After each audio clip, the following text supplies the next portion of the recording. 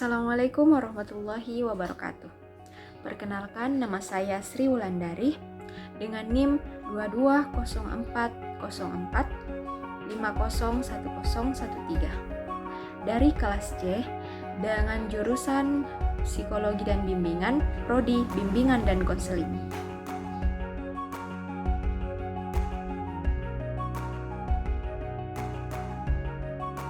Di sini saya akan menjelaskan apa sih yang dimaksud dengan komunikasi daring. Komunikasi daring atau komunikasi dalam jaringan merupakan suatu metode hubungan dengan orang lain yang dilakukan melalui dunia maya untuk menyampaikan suatu maksud tertentu. Selain itu, komunikasi daring juga dapat diartikan sebagai suatu proses penyampaian informasi kepada orang lain atau dari satu orang kepada orang lain melalui jaringan internet.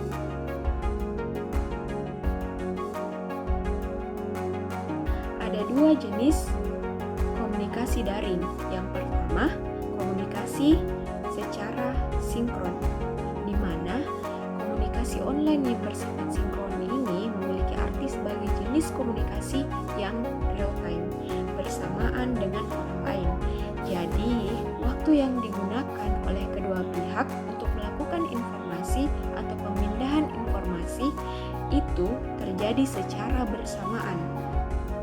Yang kedua, jenis komunikasi daring secara asinkron, yang artinya pada jenis komunikasi yang satu ini, orang-orang melakukan pemindahan informasi dalam waktu yang berbeda.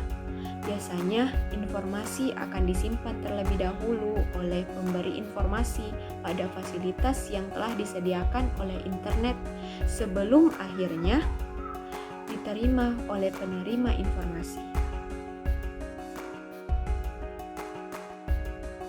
Kelebihan dan kekurangan dari komunikasi daring itu sendiri. Yang pertama, kelebihan. Kelebihannya itu mudahkan proses interaksi jarak jauh sebagai sarana perdagangan online, sebagai sarana riset untuk ilmuwan, menjadi media hiburan yang cukup interaktif. Kekurangannya, yang pertama, terancamnya kehilangan data pribadi.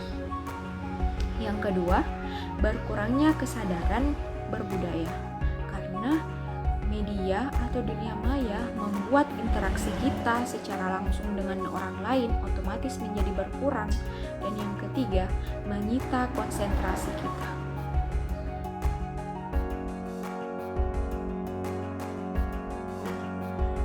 Contoh-contoh dari jenis komunikasi daring yang saya temui di kehidupan sehari-hari, yaitu kalau komunikasi daring sinkron, yang pertama, text messaging. Chattingan atau text messaging ini adalah suatu metode komunikasi online yang bisa dilakukan secara bersamaan, dan kita pun bisa menggunakan aplikasi yang telah disediakan oleh gadget seperti WhatsApp, DM Instagram, Telegram, dan lain-lain. Yang kedua adalah video calling. Video calling ini dengan namanya saja kita sudah mengetahui, video calling ini kedua belah pihak akan bertatap muka melalui media atau gadget. Berbagai aplikasi yang bisa digunakan untuk video calling contohnya adalah WhatsApp, Zoom, Google Meet yang biasa dipakai belajar, dan lain sebagainya.